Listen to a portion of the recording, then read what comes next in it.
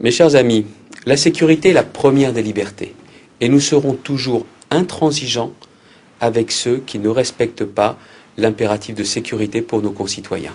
Le gouvernement est-il en train de perdre la main? Est-ce qu'on ne peut pas se poser la question de savoir s'il ne fait pas semblant de perdre la main? C'est-à-dire s'il n'est pas finalement assez content de ce qui se passe, de voir ces images de violence. Je ne laisserai pas, ni dans la ruralité, ni dans les villes, les choses se dégrader. Voilà. Je ne laisserai pas. Ça peut pas. J'ai vu les images de Lyon hier.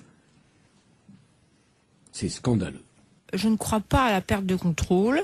Je crois à quelque chose qu'on a vu depuis le début des conflits sociaux. C'est toujours la même histoire.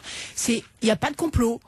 On laisse un petit peu faire. C'est un truc très subtil, hein. On laisse le truc un peu monter.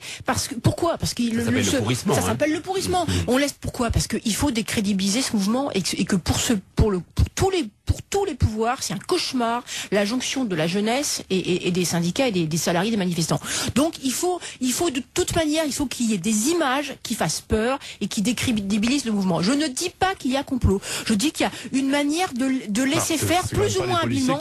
Bien sûr que non. Bien sûr que non. Et en effet, c'est très dangereux. Et ce pouvoir qui n'est pas irresponsable, on joue un petit peu avec le feu. C'est toujours la même histoire. C'est le comportement de délinquants qui sont venus manifester cagoulés.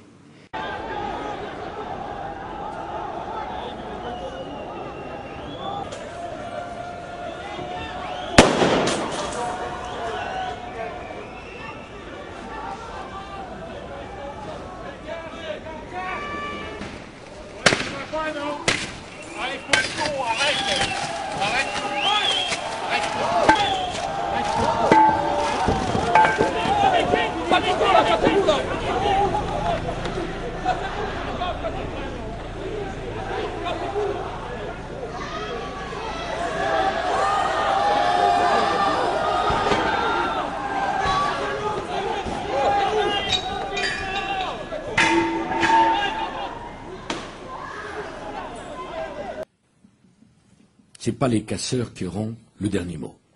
Dans une démocratie, dans une république.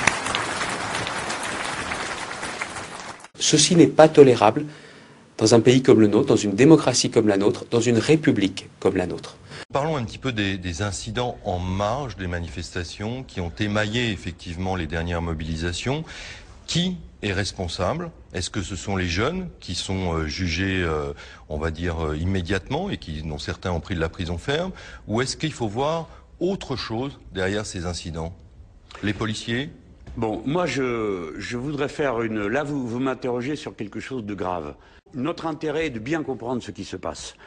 La police nationale est une police républicaine. Et nous n'avons pas, nous, gens responsables, à la considérer comme une armée d'occupation.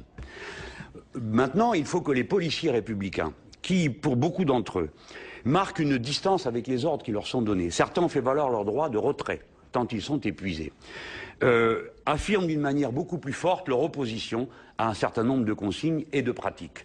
Les pratiques dont je parle, c'est cette présence dans les cortèges de manifestants de personnes infiltrées qui jettent des pierres, brisent des vitrines et ensuite sortent des brassards de police. Des policiers. Vous voulez dire qu'il y a des policiers qui jettent des pierres, qui brisent des vitrines? Oui, puisque j'ai même mis une photo sur mon blog qui a été prise en Savoie par des amis. Et hier, à la place Beaubourg, là où nous étions en train de collecter les sous, un jeune dirigeant étudiant, Go, a expliqué comment il a vu de ses propres yeux des gens qui étaient parmi les plus ardents à jeter des pierres, ensuite sortir des brassards. Donc je pense que c'est d'ailleurs pas la première fois qu'on voit une chose comme celle-là. C'est une accusation lourde. C'est un constat, monsieur, pas une accusation. Et je pose la question de savoir qui donne de tels ordres. Alors qui? Je ne le sais pas. Vous pensez que ça remonte au ministre de l'Intérieur? Faut être clair. Je ne pense pas que des décisions... Vous ne croyez quand même pas que des policiers... Pose la question. Oui, mais personne ne peut croire que des policiers, de leur propre initiative, décident de se déguiser en manifestants, de jeter des pierres pour ensuite interpeller... Enfin, personne ne peut croire ça. Ils ont des ordres. Ce sont des fonctionnaires. Ce sont des gens qui obéissent. Et personne ici ne va dire la police doit faire ce qu'elle veut. Brice Hortefeux, ministre de l'Intérieur, demande à certains de ses policiers de se transformer en casseurs. C'est ça l'idée? Ce n'est pas acceptable. Ils seront arrêtés, retrouvés et punis. Bravo. À Lyon comme ailleurs. Bravo. sans aucune faiblesse. Parce que dans notre démocratie, il y a des tas de moyens pour s'exprimer. Mais la violence la plus lâche, la plus gratuite, ça, ce n'est pas acceptable. Voilà. Et croyez bien que je suis sincère en vous disant ça.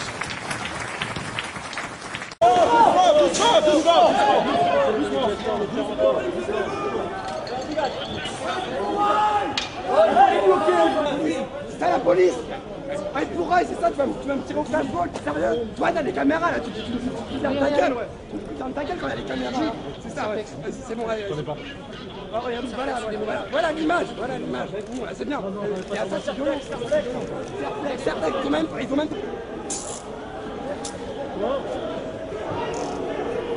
Faites une nasse avec les forces. Vas-y, fais une nasse là. Voilà pourquoi nous ne voulons plus voir les comportements qui ont eu lieu à Strasbourg de la part de certains.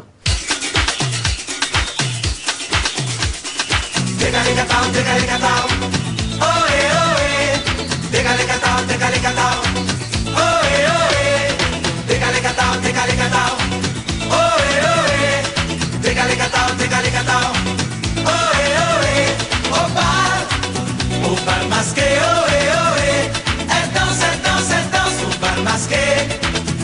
Elle ne peut pas